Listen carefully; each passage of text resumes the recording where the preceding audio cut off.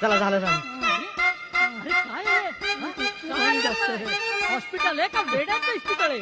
काय चाललंय काय? डॉक्टर माझा पाय चांगला झाला, आता मी चालू शकतो. अरे लय मोठा होशील रे, लय मोठा होशील तू. चला कमॉन, आज आपण जनरल राऊंड साठी आलेलो आहोत, पेशंटशी रिलेट करायला. Okay, good morning. हा रवी पाटील. याचा हार्ट खूप कमी काम करायला लागलाय.